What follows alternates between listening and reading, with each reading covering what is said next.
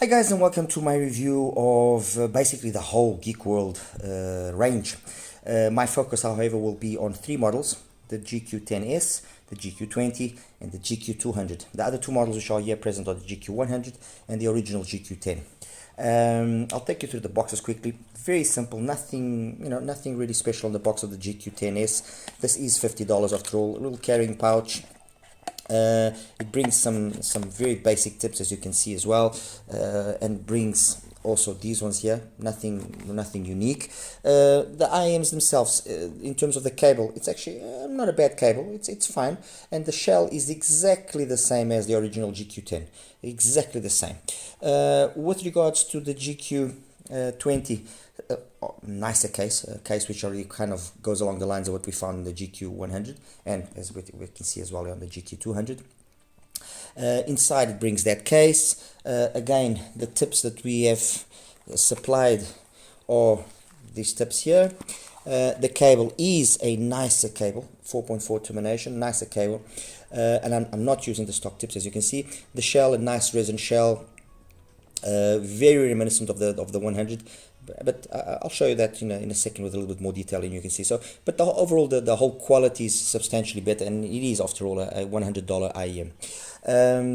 The GK100 needs no introduction. Okay, and then the GK200 on this corner. Again, this is the carrying case. Okay, simple.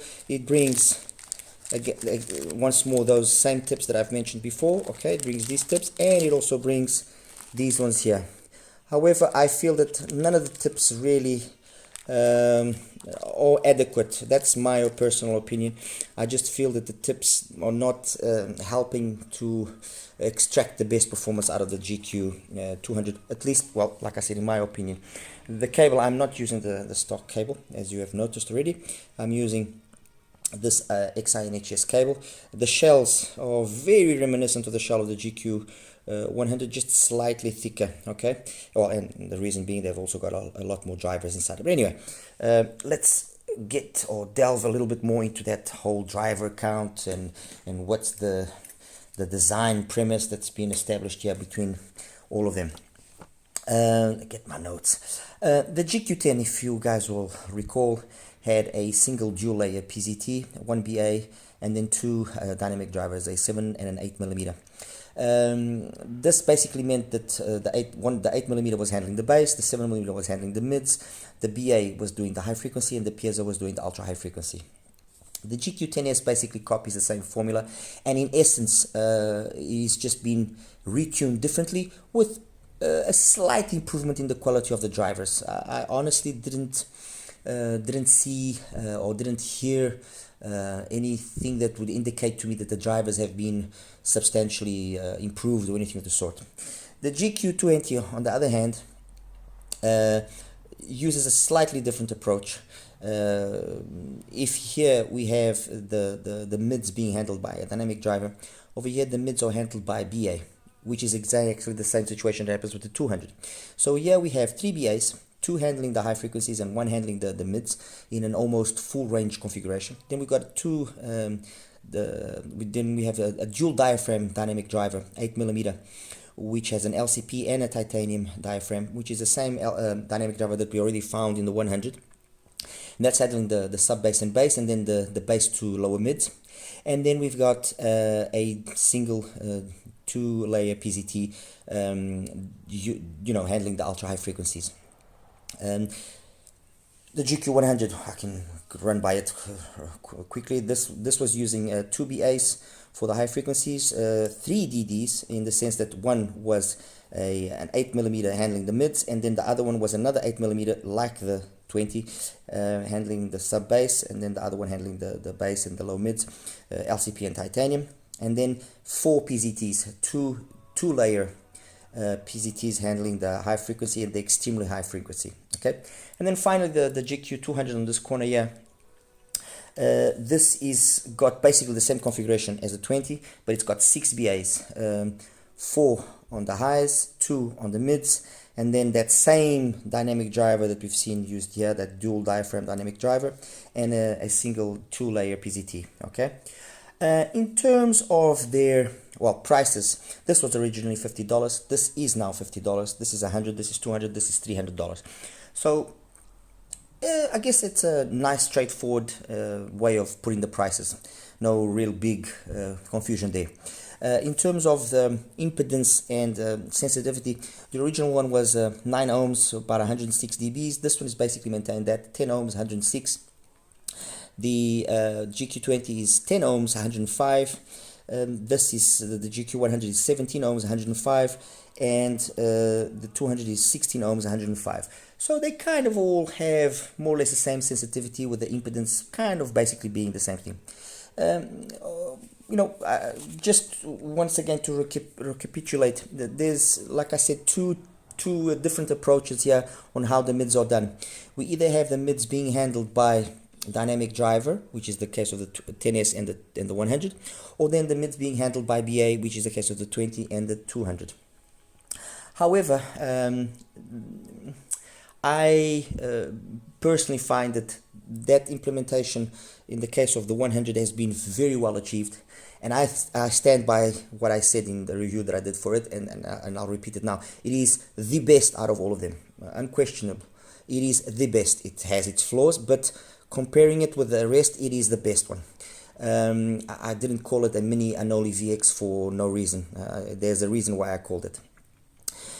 On the 20 and on the 200, we have the mids being handled by BAs, and on here it's been, although graphically you wouldn't say, but it's been tuned in a manner but that actually the BA timbre is not noticeable and actually becomes very agreeable to listen to. And I would say I consider this to be the second one out of all of these ones in terms of its positioning. So first place this, and I'm jumping the gun here a little bit, but you'll understand. First place, second place, third, and then fourth. I'm not even going to place this one. The 10S for me is the one that's the least interesting out of all of them. As I was saying, this has the BAs, the single BA handling the mids, but it's been done in a nice manner, so the mids don't come across with that typical BA timbre or aggressive or harsh or too metallic. In the 200, we have more BAs handling that meat of the frequency range there, and you do notice more the BA timbre. You do notice more that metallic tonality of BAs. And if that's your thing, fine. Personally, I think that this one, it's been done in an excessive manner, and so at lower volumes, yes, it's fantastic. At lower volumes, it's really, really detailed, very, very nice. And at lower volumes, you don't really feel that timbre, that tonality of the BAs. But the moment you start pushing the volume a little bit more, or you don't choose your source carefully, you can run into problems. With regards to the source, I've just recently acquired the FIO, the Q15. It's got a AKM 4499 deck inside, and I'll just say this.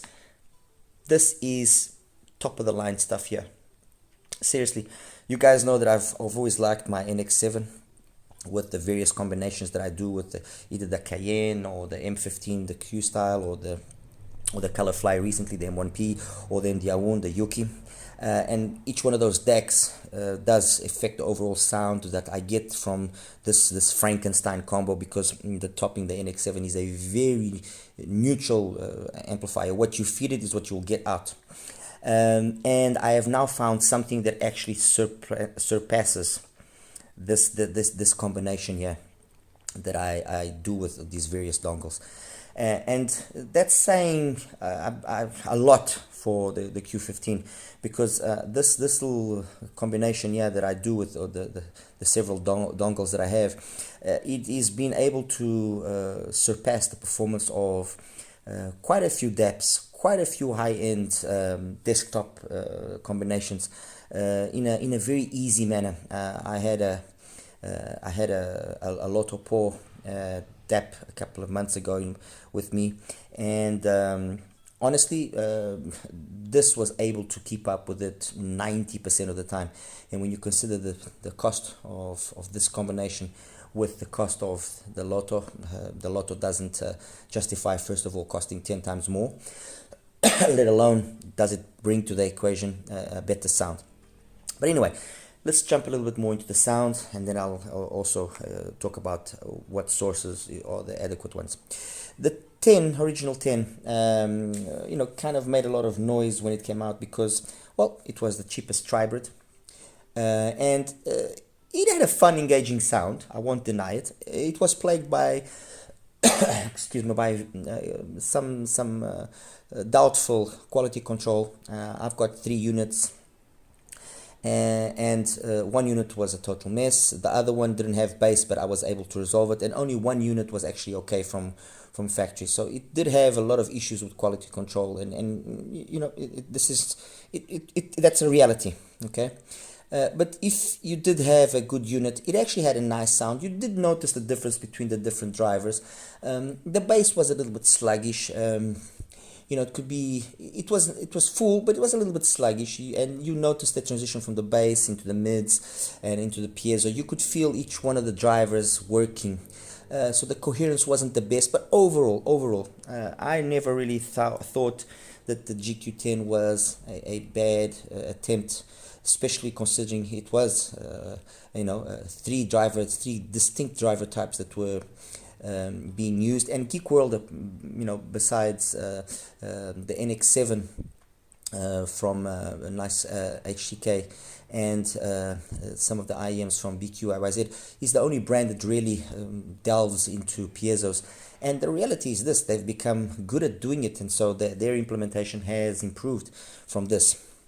I'll talk about the GK100 briefly now. GK100, an absolute detail monster. An absolute detail monster, beast of an IEM when it comes to details. Fair enough, it is quite energetic in the mids to upper mids and treble, and that could maybe lead to some fatigue with regards to some people. I never really found it to be fatiguing, but I did find a good solution for that, which was, first of all, using a copper cable, which is, as you can see, something that I've also used here on the GK10. Using a copper cable did help to somehow make the sound a little bit more agreeable, okay? But a copper cable here on the GK10 does do miracles, and if you notice carefully on the nozzle of the tip, you'll see that it's got foam in there. And the foam also did, in my opinion, help improve the sound. The medium density foam that I have here on this one, or then I've got another set here, which you know how I am. I'm a little bit crazy. This other set here has got the Sony high density foam in it, and and the T-tip. It has to be with the T-tip. It doesn't work the same way if you're not using the T-tip. This was able to just bring down slightly the past 10k energy, and the energy at around 5k, just ever so slightly, but it brought it down enough for that few occasions that I personally found that it was getting too energetic to the right level, and it became absolutely fantastic to listen to. I already liked it in its stock format, but with this little small simple mod, honestly, it's a very simple mod. It is unbelievable the amount of performance that you get out of the GK100. It's got this QDC style of tuning, which means the mids are slightly forward. The bass has got the right amount of weight. It sounds good. It sounds fast and clean. You cannot even compare it to the 10 because there's no comparison. The drivers being used here are substantially more quality than the one on the 10 and on the 10S, by the way. And the fact that the mids are being run by a dynamic driver as well conveyed it a nice, agreeable tonality and timbre to the mids and to the instruments. So this is, for me, like I mentioned already earlier, the best out of all of them.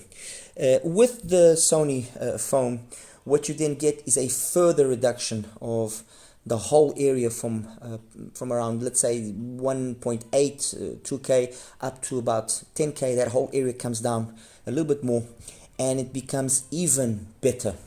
Maybe it will darken the sound up a little bit for some. Yes, you do lose slightly a little bit in terms of the overall twinklies and sparklies and all that, but all of the BA timbre, all of that negativity is, all of that possible harshness from the piezos, because we do have 4 piezos here, is automatically eradicated, and it's seriously really nice. The issue here is it has to be with the T-tip. I tried other tips and it's not the same thing.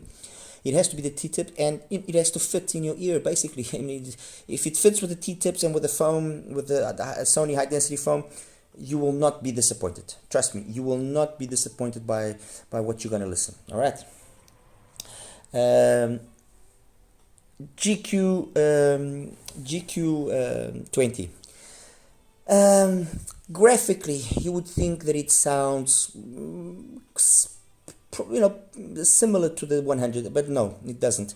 It is a very smooth sounding. That BA, like I mentioned, that's handling the mids, has been tuned in a manner which makes it very relaxed. It's non-aggressive. It's not pushing itself. It's really very nice the way that it's been implemented. If there is a nitpick, is that perhaps the information of the upper mids and treble, for some reason which I cannot understand, because graphically you would never say, it became a little bit too subdued, a little bit too relaxed.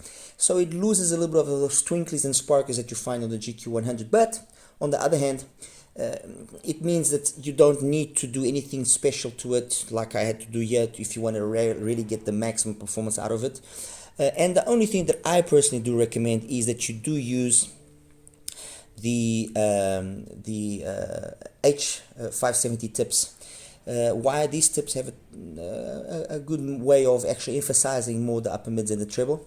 And with the H570 tips, that perhaps over darkness that sometimes I found on certain songs is eliminated, and I get the right amount of energy to make the sound overall very agreeable. It's not on the level of the 100 in terms of overall detail, no, but it becomes very nice to listen to. I would say it's kind of like the 100 with the Sony tips, even a little bit more accentuated, that let's say that attenuation of the mids, upper mids and treble. So it becomes even more relaxed. Okay, just mentioning that on the GQ10, the tip that I found worked the best, funny enough, was the inverted KZ star tip. It works beautifully. On the 10, the tip that works best, in my opinion, is the green stemmed tip from Panon. Okay, so there you have it. The sound of the 20 is then a warmer sound, not as detailed as on the 100. It's a warmer sound. It's very relaxed, very smooth, great bass. If perhaps a little bit excessive in the mid bass, which also doesn't help for the mids and upper mids to be as open as I would have liked. But it's like I said, the whole premise here was to make it sound warmer, a little bit more thicker sounding, and that's what's been achieved, and it sounds good. It doesn't sound bad. If you're not a treble head, this will be perfect. If you are obviously a treble head and if you like details and no, the PZT as well, yeah, has been very subdued. It's very, very relaxed. I mean, very relaxed. You don't even notice the PZT's timbre or that metallic timbre tonality. Okay, so that's the 20 out of the way. On to the 200, and then we'll talk last for the 10. The 200 again is got basically the same energy in terms of the mids, upper mids, and treble as you would find on the 20 or on the 100. However, the way that it was done here has been, in my opinion, a little bit too excessive. Why? Because the bass level is not the same as on these two. If this one is the bassist, this is the middle of the line, this is the least bassy of the three, coupled to that fact that it's also the most energetic. When you compare the maximum level of the bass and the maximum level of the mids and upper mids and treble, and the difference that exists between those two areas, this one is the most energetic. And what that gives us then is the most analytical sounding, is without question the 200. This is the more, you could say, lush, more organic sounding one. And this one is the more middle of the ground. It does everything well. Okay. The 200 then, like I mentioned earlier, if you're listening to it at lower volumes, fantastic. It is really highly detailed, loads of twinklies and sparklies, and although when I show you the graph, you'll see it's got a lot of ups and downs, it's not as bad as it looks. It sounds nice, it sounds decent, but it's just excessive. And the moment you start cranking the volume a little bit, forget it.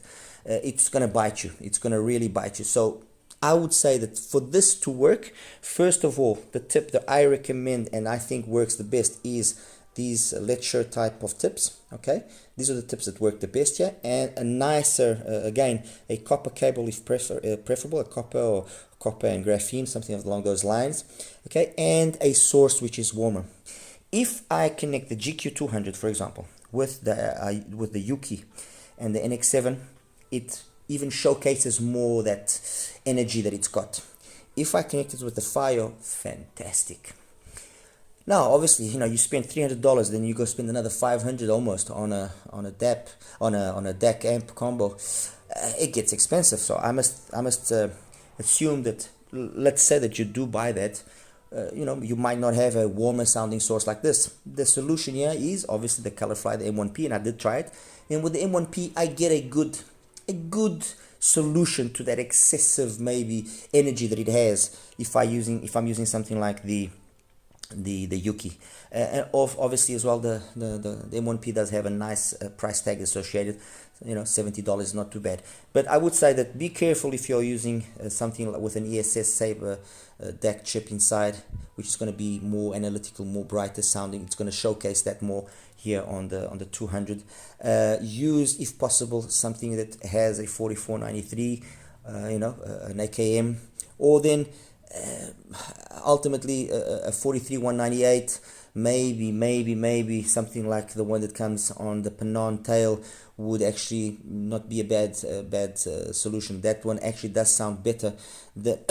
Sorry, not better, sounds more adequate and adjusts itself better with the 200 than the Yuki.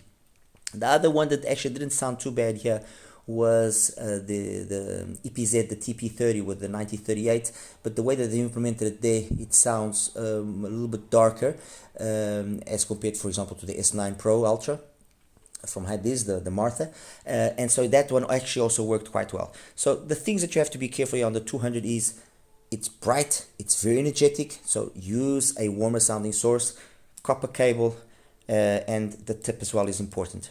I've basically said everything about the sound. It's got a decent bass, but a little bit relaxed, very clean, very detailed. The mids are clean or detailed. The timbre and tonality on this one is a little bit on the pushed side. It's not bad, but it's not the best timbre and tonality. The best timbre and tonality, I give it still to the 100, with the 20 coming pretty close. It's got very correct timbre and tonality, and that's basically it. Finally, the GK10S. The 10S, the bass does sound decent. It's a little bit slow, kind of reminiscent of the 10. I would maybe assume that it's using the same driver. I'm not sure. The mids, they start off nice, but then they're at around 3.5K, 4K. There's a massive valley, and it just drops. I don't know if it's my particular unit. I have another one on the way to confirm that. But no, the sound just completely dies out, and I'm actually surprised that I've seen some people speaking highly of the 10S, and that only can mean that I perhaps do not have a good unit. Once my second unit arrives, I will be able to confirm that, and if what I'm saying about it now stands, I will say it. If it doesn't stand, I will make a whole brand new video. No problems with that. But as it is here, as the GK10S is presented to me in this one here, bass is fine, the lower mids are fine, but then all that information that you have there between 3.5 and let's say 9-10K, it's gone. It's non-existent. It's very, very laid back as compared to the rest, so it makes it extremely dark. There's no detail to female vocals. The female vocals sound extra subdued. Okay, fine. There's no BA timbre, no negative traits of that metallicness. That's true, but it is excessive. It's been done. It's the polar opposite of the 200. Let's put it that way. Okay, if that has got excessive energy in the mids, upper mids and treble, especially at higher volumes where you start noticing it. This one here is the complete opposite. It's got no energy. So the solution here is to try and use a brighter sounding source. And yes, with the Yuki, this matched decently. It still was dark sounding, excessively dark sounding in my opinion, but it was a better match, because if I used it with the Fio, forget it, or if I used it with the Colorfly, the M1P, forget it as well. Okay, so there's really not much more I can say. It's just very closed down, the sound. In terms of overall coherency, how the drivers are matched, and the best one for me is the 100 with the 20 coming in very close. They've done it very nicely here, and considering that they've done two different implementations in the sense that you have mids being done by a BA and mids being done by a DD, these two are the best without a question. In terms of soundstage, imaging, detail retrieval, resolution, 100 the best by far at any volume level. It is only very slightly edged out by the 200 at very low volumes, but not enough to justify the price increase, in my opinion, and not enough to justify as well that once you crank the volume up a little bit, it all goes downhill from there. So that's the best. This one will take, in my opinion, the second place with regards to that. Detailed retrieval, soundstage, a little bit closed, a little bit smaller, not as big as on the 100, a little bit smaller. The imaging as well, good imaging. I mean, for the $100, very decent technicalities. I would have liked a little bit more detail retrieval, okay, a little bit more, but like I said, non-offensive. I think the main thing here that holds back the 20 from shining is that it's got a little bit more of that mid-bass bump, which helps warm up the rest of the frequencies, but it steals some of that detail that would have been nice to have noticed, because like I said, the PZTA has been very subdued in its implementation as well. So technically this is the best one. This one is the close second, and then the other three, okay, fine, at lower volumes, fine, this is very good, but then the other three, they all take basically third place. Let's put it that way. Well, actually no, this takes third place, and then this will actually take the last place. The technicalities here on the 10S are just not what I was expecting. Again, let me repeat, I will confirm what I'm saying about the 10S with the second one that comes in, and if it confirms itself, it's like that. I'm not going to do anything. If it doesn't confirm itself, I will make a brand new video. You have my word for it. Okay, and there you have it. Just a brief comparison here between the 10 and the 10S. Well, if the 10S sounds the way that it sounds here, the 10 was a better IM, even though it did have those issues with the bass being a little bit sloppy, and and the coherence between the drivers not being the ideal. Here it is better, that's true. I still prefer this, because at least this has got detail there from 3.5 to 8, 9, 10K. There's detail. The female vocals sound the way they should. This one just sounds too dark. It sounds like I've got a great big thick curtain in front of me. Okay. Okay, the 20. Just to wrap up, I think honestly, considering that they wanted a warmer sounding IM that would be more tailored towards those that found this too energetic, I think they've done a good job.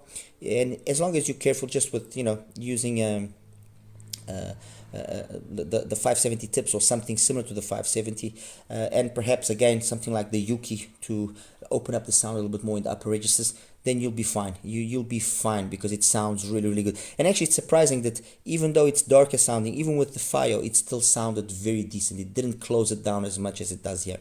The 100, we don't need to say anything, and the 200, I'll just basically repeat what I said earlier. You need a bright, a warmer sounding source, Colorfly or something like this, or then no, this is not going to be an easy listen. Having said that, of course, to each its own, and I'm sure there will be people that will find it fantastic, and maybe in certain markets, who knows, this will be the thing that they're looking for. I think that a lot of us this won't be exactly the most appealing IM.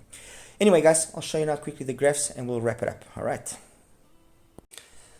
Hi guys, and welcome now to the graph section here for the GK10S, the GK20, and the GK200. Anyway, let's start here with the let's start here with the 100, okay, and then we'll set the stage from there. All right, so the 100 has this graph here. This is the graph of the 100, at least the one that I have with me. Nice enough sub bass, good transition to the bass and then into the mids, no real bleed, that QDC style of tuning, so forward mids. And honestly, I never found this to be really the issue. It wasn't this area between, let's say, 2 and 8. It was this part here where the piezos are, and it's 4 of them, that made it a little bit maybe excessively tizzy for some. So I set about trying to improve that, and with the medium density foam, like I showed you, and the KBR07 tips, it just brings this down. Although it doesn't look like much, it brings this down, and then that part there down just enough for it to be absolutely flawless. And it sounds really, really, really good. It sounds really good. And if that still isn't enough, then what you do is you put the Sony foam with the T-tips from TRN. And that further decreases this area, further decreases the piezos and their implementation, just boosts the bass a little bit, and this sounds phenomenal, honestly, phenomenal. For me, it's the best one, okay? It does take away a little bit too much of the piezo, and you do lose a little bit of the twinkly and up top, but for me personally, this is how I like it the most. However, for this comparison, what I did the most of the time was I listened to it in this configuration, which was with the medium density foam, okay? This is how I listened to it. The next one I'm going to show you now is the GK20 using the 570 tip, okay? And there you go. The GK20's got quite a bit more mid bass, very noticeable. But then for the most part, and actually let me just put here the stock GK100 so you guys can see what I mean. Make it black. There we go. Okay, the black is the stock GK 100. It's not here that you see the difference. Yes, there's a little bit of energy here at 6-7K. It is the fact that the piezo is not as active as it is on the 100, and you've got that little extra mid bass there, and that little more bleed into the mids, and it just makes the sound a little bit more warmer. Okay, it's kind of what you see with some of Panon stuff, but with the Panon stuff, I don't know what it is that those magicians there do, but it just sounds phenomenal. However much bass it seems to always have, it never sounds thick or congested or loses any of the quickness or dynamics. And I guess it's down to the quality of the drivers that they're using, besides obviously the tuning, because even if the drivers were good and the tuning was badly done, it would still be a mess. And there they just managed to do it 100%. And here, the driver, like I said, is the same driver as on the 100, and if they had just brought it down slightly, I think it would have been much nicer, the overall result. But anyway, the truth is the 100 and the 20 are the best sounding ones, okay? The 20 being a little bit more warmer sounding, a little bit more, let's call it old school, okay? While the 100 has got also that old school vibe, but kind of, let's say we've entered the digital age, so we're using CDs, while the 20 is more like valves, if you want to make that analogy, okay? So let me just take away this one and put the one that I was listening most of the time of the 100. Next one I'm going to show you now is the GK200, okay? And the GK200, as I said, is the one that has the least bass, okay? The 100 is middle of the ground, and the 20 is the one that's got the most bass. The bass in the 200 is not badly done, but then it's like I mentioned earlier, it's the ratio and the relation that it has to the rest. You see where that is, and then where that is. Okay, you got a big difference there. Something that, for example, on a stock GK100 doesn't happen, and on the GK20 as well, it doesn't happen, and that just gives you a completely different tonality, timbre, presentation is totally different. So the presentation of the 200 is just excessively bright. It's just too much. Lower volumes, fantastic. The moment you crank it up, not. You just have to be very careful with what source you're using, and fine, then you'll be okay. But if you're using a bright sounding source, this is not going to be a very nice sound, guaranteed. Okay. And then finally here, I'm going to show you the 10 and the 10S. This is the 10. Yes, it had loads of bass, but it was a little bit sluggish, slow. I mean, we're talking about a gain for the bass of 14 dBs almost. And then that basically made the rest of the frequency just overly thick. But there was detail there at least. On the 10S, yes, the bass has been lowered, fair enough. But then this chasm here, what is this chasm? This chasm here in the 4 to 8K area, where treble basically is, no. So I can only honestly assume that my unit, that this unit is damaged, it's not working properly. That is the only conclusion that I can honestly take away. And if this is how it is really, which I'll confirm in the second unit that comes in, then I'm sorry to say that the 10S, no, I'm not impressed. If on the other hand, this does in fact then have some proper treble, then it's a different story. Then yes, it will be a much nicer sounding IM than what I am currently hearing.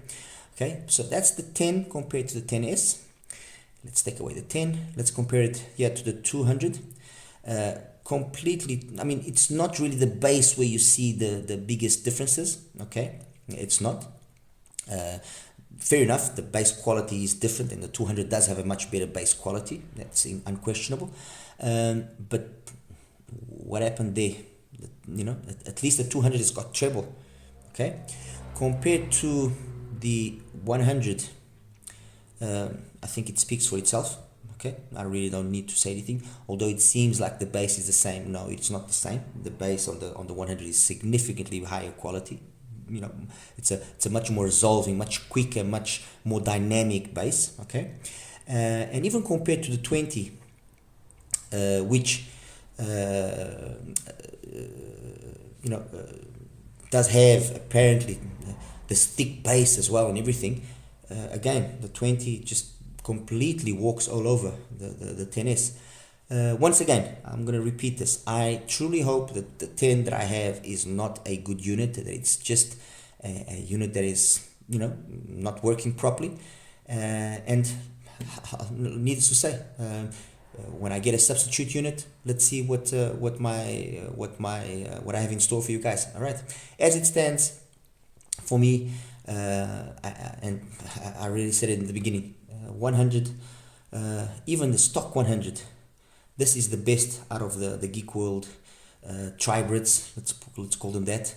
Unquestionably the best one. And then once you do this little small mod, fantastic. Some of you might be asking, oh, but why didn't I do the mods on the other ones? Well, the mod on the 200 doesn't work, simply because the BAs cannot be toned down in the same manner as I toned it down in the 100. If I try to do away with these peaks, it just closes the sound down completely. So it cannot be done. On the 20, if I tried to do that, it was pointless, because the truth is, it's already got loads of bass. So if I try and bring this down, it's not. I'm not going to solve anything. I'm actually going to make the sound even thicker. If anything, it's just bringing this down slightly, which I mean, it's kind of what I hope the 10S is in reality, and not what I have. Okay, guys, any questions you might have, please feel free to ask me, and I'll do my best to answer. Take care now. Bye bye.